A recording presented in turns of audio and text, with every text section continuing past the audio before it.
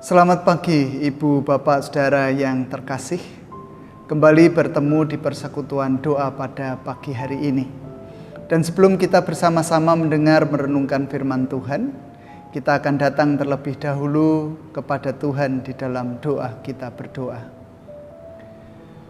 Segala puji syukur, hormat, kemuliaan hanya bagi Engkau di tempat yang maha tinggi, ya Allah, yang telah memperkenankan kami bersama-sama mengalami istirahat semalam.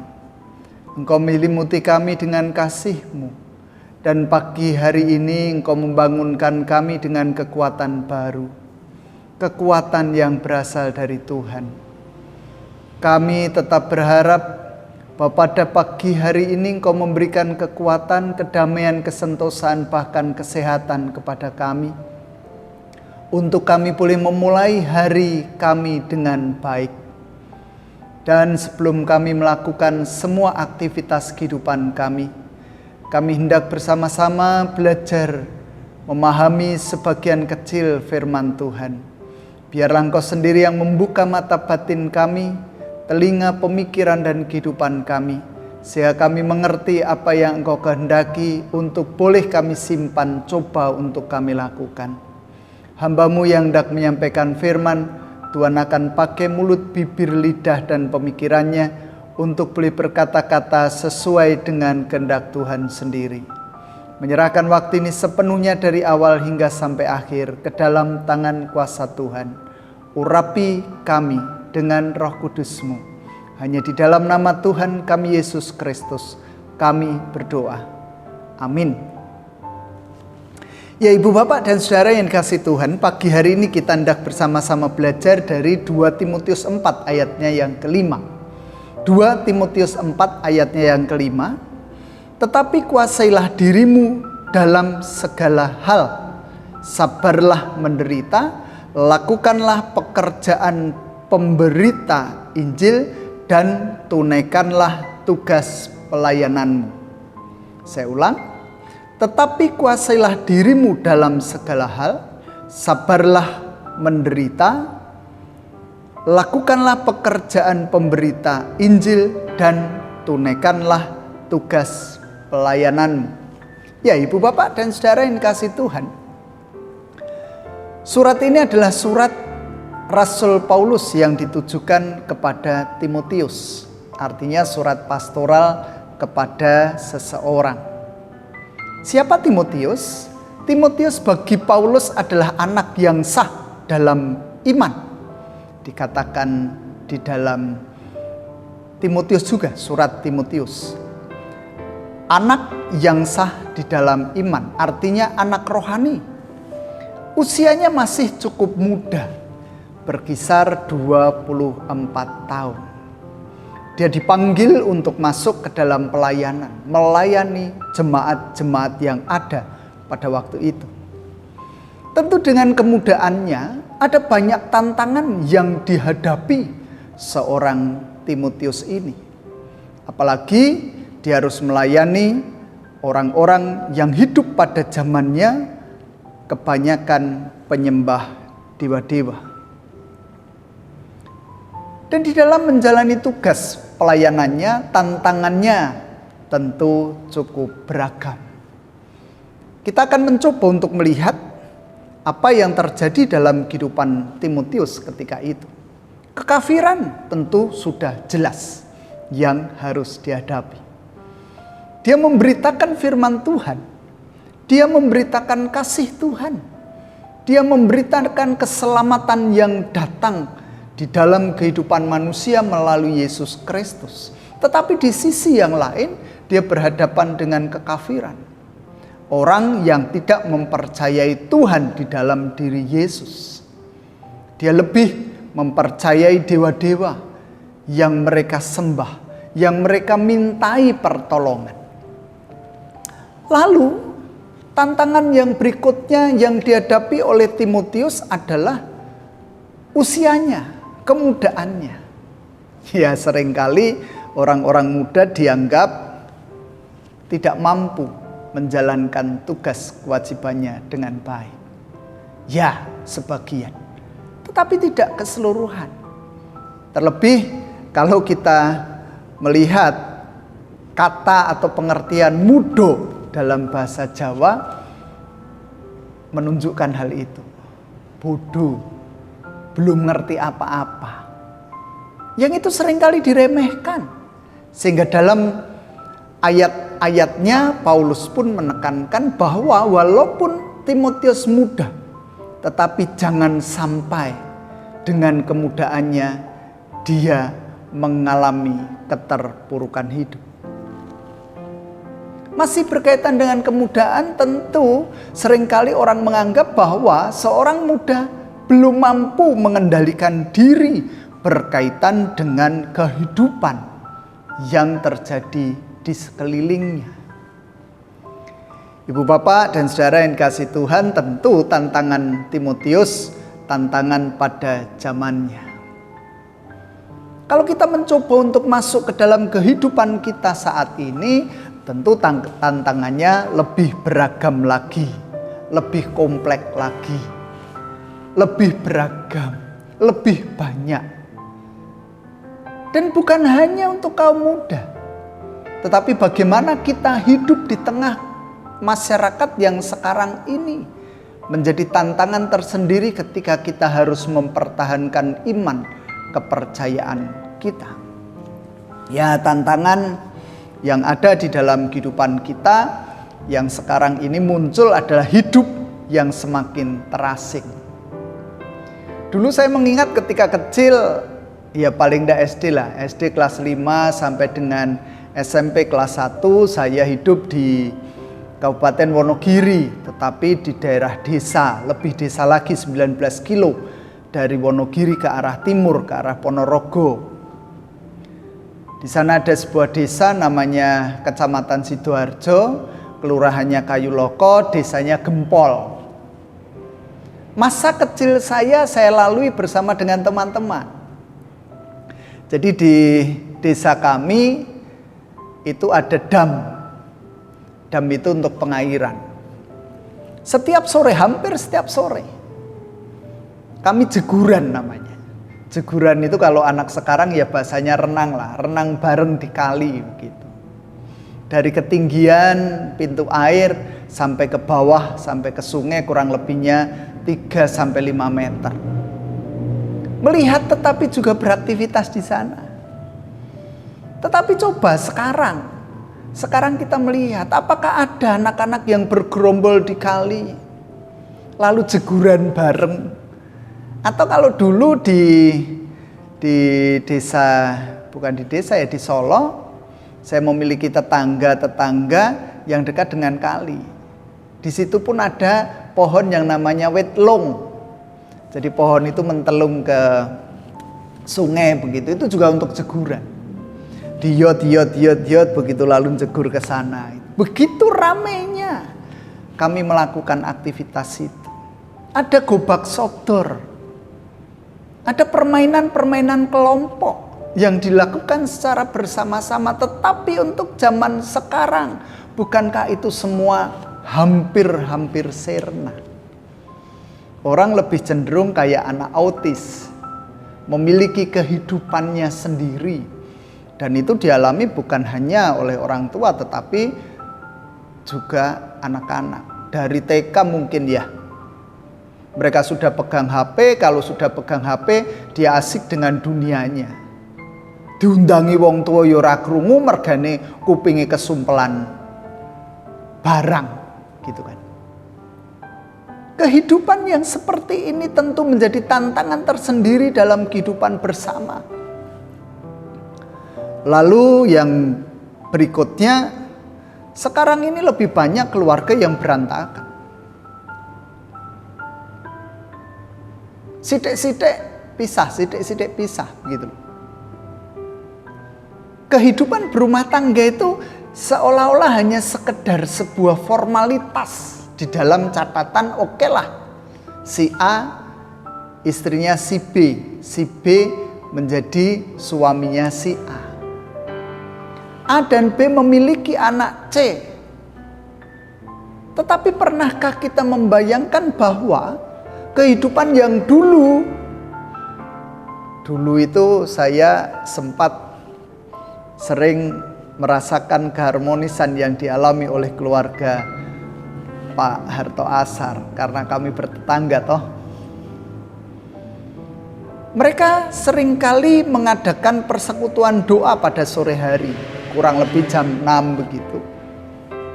Pak Harto, Bu Harto, Mbak Yani, Mas Harso dengan kedua anaknya Wiro dan Pras. Mereka selalu setiap sore mengadakan persekutuan doa bareng.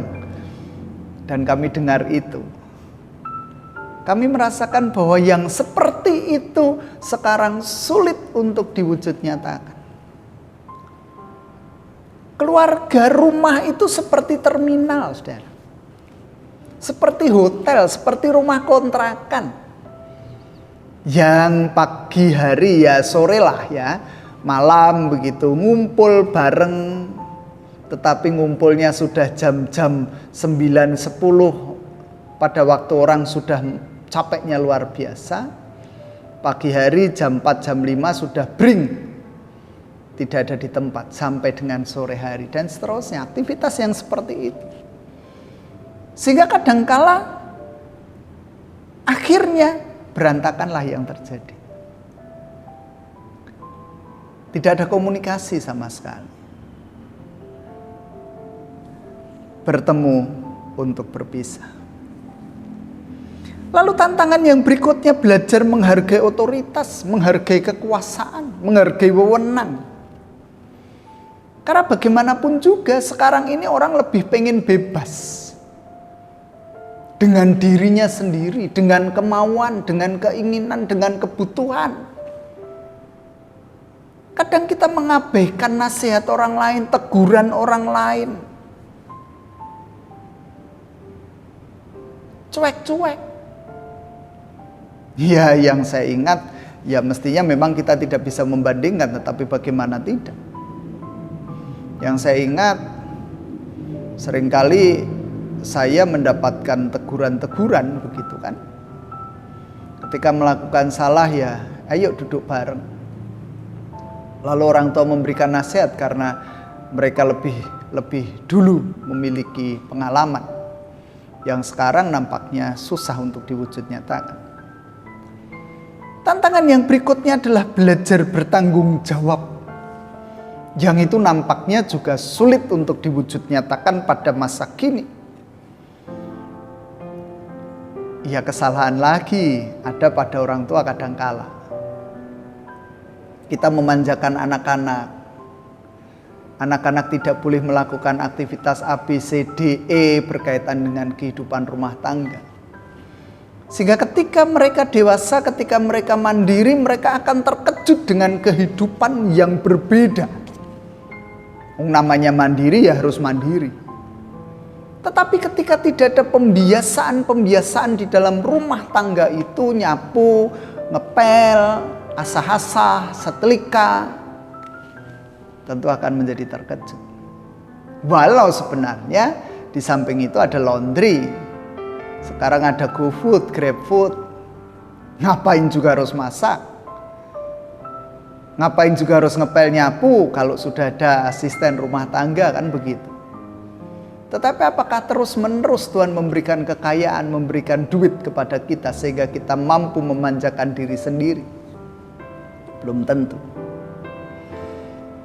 Lalu saudara, di masa yang sekarang ini kita juga berbenturan memiliki tantangan untuk terus meningkatkan pengetahuan.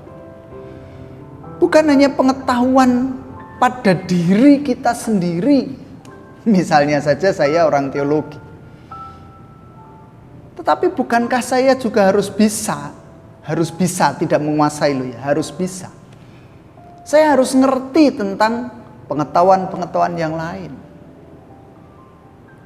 Di dunia luar ada TikTokan, ada Twitteran, ada IG, ada Facebook yang cukup kuno, yang seringkali sekarang orang meninggalkan itu. Ada WA group yang berbagai macam itu. Kita harus tahu itu. Bahkan kita harus belajar pengetahuan-pengetahuan yang lain, bagaimana mengatasi pandemi COVID-19, bagaimana mengobatinya, apa saja obat yang diperlukan, vitamin-vitamin apa yang perlu dikonsumsi. Atau bagian otomotif, bagaimana kita memperbaiki kerusakan-kerusakan ringan pada kendaraan-kendaraan kita. Atau sekarang seperti saya juga mencoba untuk belajar bagaimana merawat tanaman dengan baik. Bagaimana tanaman itu bisa tumbuh berkembang dengan baik. Apa yang perlu saya lakukan, media tanamnya apa, pupuk yang tepat apa, perawatan yang baik yang seperti apa. Saya juga harus tahu bagaimana belajar tentang seksologi remaja misalnya. Mengenal tentang reproduksi pada manusia. Padahal di kuliahan saya tidak diajarkan, tetapi bagaimana saya harus menerangkan ke orang lain berkaitan dengan reproduksi, berkaitan dengan seks yang baik sesuai dengan kehendak Tuhan. Tentu harus dipelajari. Bahkan teknologi sekarang terus berkembang. Kalau dulu 2G, 3G, sekarang sudah 4G, 4G. Sekarang sudah mau mendekati 5G. Di Purbalingga sudah hampir masuk. Sehingga harus terus mengikuti perkembangan zaman, tidak bisa tidak. Dan tantangan yang lain adalah belajar menolak keinginan duniawi yang bertentangan dengan kehendak Tuhan. Inilah yang paling sulit untuk kita lakukan. Karena bagaimanapun juga modernnya kehidupan kita juga modern segala sesuatu yang bertentangan dengan Tuhan. Karena tantangannya itu tantangan ekonomi, lalu bagaimana orang bisa memenuhi kebutuhan kehidupannya dengan cepat, instan. Kalau sekarang di Facebook, di WA, ada penggandaan goib yang tidak memerlukan sarana yang lain seolah-olah. Kalau kamu Kristen ya gunakan cara Kristen, kalau kamu Islam gunakanlah cara Islam. Berdoalah kepada Tuhan, tetapi di balik itu sebenarnya ada banyak hal yang bertentangan dengan Tuhan. Kalau kita menganggap bahwa susuk dan sebagainya itu sudah tidak ada lagi, salah saudara. Zaman modern susuk pun dengan cara yang modern, dikirimkan dengan jarak jauh, mungkin dengan internet begitu ya, mungkin. Bahkan beberapa peristiwa yang terjadi dalam kehidupan jemaat di luar GKJ Purbalingga, konon kabarnya untuk mengantisipasi COVID-19, orang menggunakan susuk. Sehingga ketika ada peristiwa kematian, sangat sulit untuk dihilangkan. Karena toh pendeta tidak tahu hal itu. Saya tidak mungkin punya pengetahuan tentang susuk menyusuk. Sehingga membuang pun menjadi sulit. Jangan katakan bahwa kehidupan kekristenan lalu bebas dari hal-hal yang seperti itu. Masih ada banyak saudara yang menggunakan susuk, yang memiliki keris. Untuk apa? Untuk kekuasaan. Bakulan ndak laris, lalu ada penglarisnya. Jangan katakan ndak ada. Masih banyak yang seperti itu terjadi. Hedonisme, kepuasan diri sendiri, baik ngawula weteng, baik berkaitan dengan hal yang lain. Sekarang ini orang lebih terbuka kok menawarkan dirinya berkaitan dengan hedonisme itu. Di Twitter itu banyak sekali VCS begitu ya, video call seksual ditawarkan 100.000 misalnya, tinggalnya di mana, tidak malu lagi, tidak memiliki rasa malu lagi untuk menawarkan diri kepada orang lain. Pinjol, pinjaman online, Sekarang di mana-mana, kalau kita mencoba untuk berhitung, pinjaman 6 juta, kembali hanya 6 juta sekian rupiah. Itu teorinya. Tetapi bukankah ada banyak orang yang dikejar-kejar pinjaman hanya 2 juta, lalu akhirnya menjadi 50 juta. Itu yang memilut kita, membuat kita terpikat. Penyembuhan-penyembuhan alternatif pun beredar di mana-mana.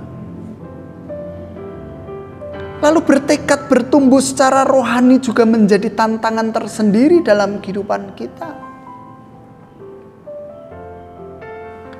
Godaan sekarang adalah perbandingan agama. Yang selalu dikejar-kejar adalah kekristenan. Orang diharapkan meninggalkan kekristenan. Padahal kalau kita tahu semua agama tidak ada satupun yang tidak misteri. Semua agama misteri. Tidak mudah untuk dicerna oleh akal. Semua agama saya katakan. Tidak ada satu agama pun yang lalu 100% realistik, bisa dilogikakan. Kalau orang mengatakan yang bisa dilogikakan, yang untuk orang pintar adalah agama A, sedangkan agama ABC, BC-nya itu agama yang untuk orang bodoh, abstrak. Kembali, tidak ada satupun agama yang tidak misteri. Hampir semua agama susah untuk dicerna karena ada hal-hal yang mistis yang sulit untuk dijelaskan secara akal, dan itu menjadi godaan dalam kehidupan kita. Ketuhanan Yesus selalu dipertanyakan. Kalau orang tidak kuat, ya sudah, tergiur ke sana. Jodoh pasangan hidup menjadi tantangan tersendiri pada masa kini. Wong Kristen dijak pacaran pedot-pedot bae ora tahu iso gathuk. Wong Kristen susah untuk dimengerti. Lah yang bisa mengerti mereka dengan syarat meninggalkan iman kepercayaan kepada Yesus, ya sudahlah. Seringkali dengan mudah kita terpikat untuk itu. Lalu ekonomi, penyakit menjadi tantangan tersendiri ketika kita beriman kepada Yesus Kristus. Menjalin hubungan yang baik dengan Tuhan sekarang ini juga menjadi tantangan yang juga sulit untuk kita lakukan. Saudara-saudara yang dikasihi Tuhan, tantangan-tantangan inilah yang dihadapi oleh Timotius beberapa tentu saja pada zamannya, karena zaman Timotius dengan zaman kita berbeda. Tetapi jalan keluar, solusi yang ditawarkan oleh Tuhan melalui Paulus dari dulu kala hingga sampai sekarang tentu menjadi sesuatu yang ya dan amin, abadi gitu. Nasihat Paulus kepada Timotius tentu juga ditujukan kepada kita yang memiliki tantangan yang sama, beragam, tantangan yang kompleks, tantangan yang lebih luas lagi. Lalu bagaimana kita mengantisipasi tantangan-tantangan itu supaya lalu kita tetap melekat, tetap berakar, tetap dibangun di dalam kasih Kristus? Ya sama seperti yang diungkapkan Paulus kepada Timotius melalui 2 Timotius 4 ayatnya yang kelima tadi. Ada 4 hal yang diungkapkan oleh Paulus ketika itu. Yang pertama, kuasailah dirimu dalam segala hal. Menguasai diri, mengendalikan diri dalam segala hal. Kalau Paulus di dalam ayat-ayat yang lain, di dalam kitab-kitabnya yang lain, surat-suratnya yang lain mengatakan, ada ungkapan semuanya boleh. Tetapi apakah semuanya itu bermanfaat, berguna untuk pembangunan iman kita, baik untuk kita lakukan, mengenyangkan kita, menjadikan kita itu survive gitu. Survive, kuat, semangat. Semua boleh dilakukan. Tetapi apakah semuanya itu berguna dan bermanfaat? Sehingga kita harus mampu mengendalikan diri, menguasai diri. Jangan mudah terpikat oleh ABCD yang ditawarkan oleh dunia ini. Seleksi itu dengan betul. Apakah memang yang ditawarkan itu sesuai dengan kehendak Tuhan ataukah tidak? Membawa diri kita kepada keselamatan ataukah malah membawa diri kita kepada kecelakaan? Membawa diri kita kepada maut. Lalu yang kedua dikatakan sabarlah menderita. Itu yang sulit untuk kita lakukan pada masa kini. Karena hampir semua kehidupan kita itu penderitaan. Kadang kita tidak sabar. Karena kita sudah dipola, mindset kita itu instan, segera. Sehingga sidik-sidik mencari yang instan itu. Bu, kita sabar. Menanti-nantikan Tuhan berkarya dan memberikan kelepasan kepada kita. Tidak mudah. Jenengan pasti juga ngendiko. Rudi gampang le ngomong, nglakoni angel. Saya juga belajar. Kita semua belajar. Bagaimana bersabar menghadapi penderitaan. Jangan katakan bahwa 2 tahun ini kita tidak menderita. Kita menderita. Ada rasa takut, ada rasa khawatir. Kalau orang lain bisa mati karena COVID-19, kita pun bisa mati karena COVID-19. Sehingga kalau kita tidak sabar menderita, akhirnya jalan yang terbaik menurut kita, itulah yang kita lakukan.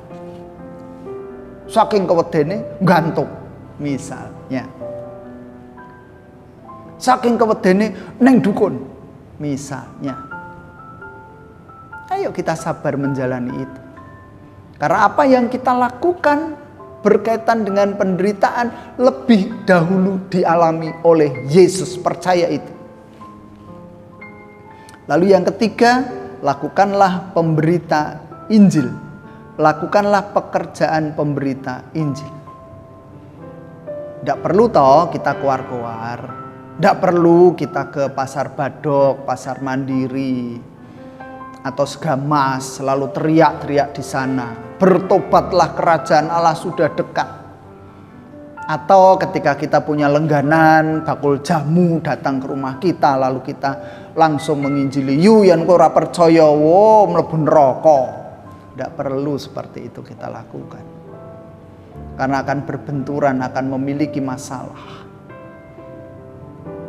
Pekabaran Injil pada masa kini kita bisa lewat YouTube misalnya. Memberikan nasihat-nasihat yang baik, kata-kata bijak. Sekarang ada banyak orang yang seperti itu dan banyak juga yang didengar, gitu kan. Atau dalam pergaulan kita, ayo kita tunjukkan bahwa kita itu pengikut Kristus yang memiliki semangat juang yang tinggi. Biarlah orang melihat dari kehidupan kita, cara pandang kita, tutur kata kita, etika kita, attitude kita. Bagaimana kita bergaul dengan orang lain, bagaimana kita ngajeni mereka, menghormati mereka. Lalu orang menjadi tahu, oh kita pengikut Kristus. Dari sana orang merasakan berkatnya. Lalu yang terakhir, tunaikanlah tugas pelayanan. Tugas pelayanan tentu banyak, bukan hanya sebagai majelis gereja, iya. Tetapi bagaimana kita menjadi seorang suami yang baik, menjadi seorang istri yang baik, menjadi orang tua yang baik, menjadi anak-anak yang baik, menjadi guru yang baik, menjadi dokter yang baik, menjadi perawat yang baik, menjadi pedagang yang baik, menjadi buruh yang baik, menjadi petani yang baik. Itu tugas pelayanan. Karena semuanya berkaitan dengan orang lain. Kalau saya menjadi seorang suami yang baik, tentu yang merasakan istri. Kalau saya menjadi orang tua yang baik, tentu yang merasakan anak-anak. Ketika saya di sekolah, saya menjadi guru yang baik, tentu yang merasakan anak-anak. Ketika saya menjadi rekan guru yang baik, tentu teman-teman guru saya juga merasakan. Oh, Pak Rudi sing Kristen kae nyebai, nyebeli, suka gibah misalnya. Dan banyak hal yang lain. Sehingga saudara, ketika kita mengikuti apa yang Paulus ungkapkan, Tuhan Allah melalui Paulus kepada Timotius, pikir saya ketika kita sudah mantap menggenggam 4 hal itu, tantangan-tantangan tadi bisa kita atasi bersama, bisa kita lalui. Ada jalan keluar yang diberikan Allah bagi kita. Tuhan tidak pernah membiarkan kita berjuang sendirian. Tuhan berjuang bersama-sama dengan kita, berjuang bersama saya dan saudara. Percaya itu, tanamkan dalam pikiran kita, rasakan dalam hati kita, bahwa Tuhan tidak pernah meninggalkan kita sedetik pun. Tuhan terus ada untuk saya dan saudara. Tuhan juga yang memampukan kita menjalani hari-hari panjang dengan baik. Tuhan melawat kehidupan kita. Amin. Saat teduh untuk kita. Bersama-sama kita datang pada Tuhan di dalam doa kita berdoa. Allah Bapa di dalam surga, mengucap syukur atas setiap waktu dan kesempatan yang masih Engkau berikan kepada kami, sehingga kami boleh menjalani hari-hari panjang kami dengan baik hingga sampai dengan saat ini. Tantangan iya ada di depan kami, tetapi tanamkan dalam hati kami bahwa kami mampu menaklukkan semua tantangan itu dengan baik. Saat apa yang Engkau kehendaki, kami usahakan untuk kami lakukan. Kami percaya Tuhan berjuang bersama-sama dengan kami. Tuhan ada di pihak kami. Tuhan tidak pernah meninggalkan kami. Oleh sebab itu, biarlah kami yang lemah ini senantiasa bergantung pada kekuatan Tuhan. Tuhanlah yang menopang kami, Tuhan memberikan kekuatan kepada kami, sehingga kami mampu menjalani hari-hari panjang kami dengan baik. Setiap tantangan tentu dialami oleh banyak orang. Sakit penyakit, ekonomi, keharmonisan rumah tangga. Tuhan campur tangan di dalamnya. Tuhan mengatasi semuanya. Tuhan memberikan jalan keluar yang terbaik bagi setiap tantangan yang kami alami dan kami hadapi. Oleh sebab itu jangan biarkan kami sendirian ya Tuhan. Engkau akan terus menopang dan ada bersama-sama dengan kami. Di dalam setiap pergumulan yang harus kami hadapi dan kami alami. Pak Barto yang pada bulan ini berhadapan dengan meja operasi, Tuhan akan memberikan keberhasilan. Tuhan akan memakai para dokter jurawat, tenaga anestesi, dokter yang mengoperasinya dengan baik, dan akhirnya memunculkan kesembuhan yang baik pula dalam diri Pak Barto, sehingga Pak Barto boleh terus melayani Engkau, mempersembahkan hidupnya untuk kemuliaan nama Tuhan. Demikian pun dengan apa yang dialami oleh Pak Ratno. Kami percaya bahwa Tuhan ada di dalam kehidupan Pak Ratno juga. Tuhan memberikan kesembuhan sempurna pada waktu yang telah Engkau tentukan baginya, indah pada saatnya. Oleh sebab itu tanamkan jiwa semangat juang untuk terus mengupayakan kesembuhan itu. Jangan biarkan Pak Ratno lelah menghadapi hari-harinya. Tuhan memberikan kekuatan dan menopang hidupnya. Demikian pula dengan saudara-saudara kami yang lain Tuhan. Kami percayakan semuanya ke dalam tangan kuasa-Mu. Keluarga-keluarga yang bergumul juga akan kondisi kehidupan keluarganya. ngurusi anak-anaknya, mendampingi mereka dalam belajar, dalam berjuang, dalam menuntaskan cita-cita dan asa mereka. Dalam pencarian jati diri, dalam pencarian jodoh, dalam pencarian pekerjaan, Tuhan tolong mereka. Keluarga-keluarga yang ingin memperbaharui, memperbaiki ekonominya, Tuhan juga akan terus ada bagi mereka. Kehidupan gereja-gereja dimanapun berada, Tuhan juga akan sertai, Tuhan akan berkati. Demikian pun dengan kehidupan bangsa dan negara kami, dalam genggaman tangan kuasa Tuhan. Kalau kami boleh mengingat, kalau hamba-Mu boleh mengingat ulang, kami masukkan dalam doa ini bagi ibu yang hamba-Mu kasihi, Ibu Sri Wardani yang hari ini Engkau berikan tambah usia 1 tahun. Menjalani masa-masa panjang di dalam ketuaannya, di dalam keringkihannya, di dalam kelemahannya, Tuhan juga hadir dan menopang. Biarlah di dalam usia yang sudah lanjut, Tuhan berkati. Tuhan iring langkah perjalanannya. 72 tahun Tuhan nyatakan kehendak bagi hidupnya.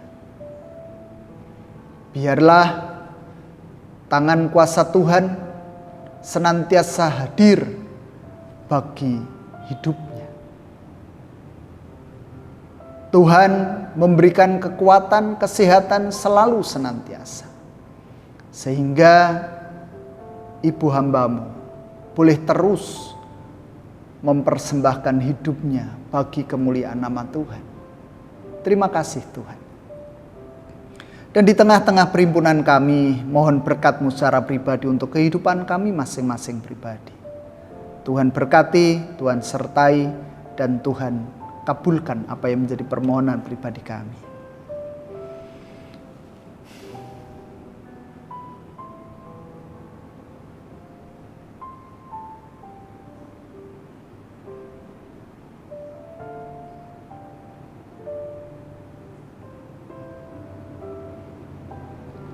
Kalau sebentar lagi kami hendak mengakhiri persekutuan kami, Tuhan juga akan terus menjaga langkah-langkah kehidupan kami.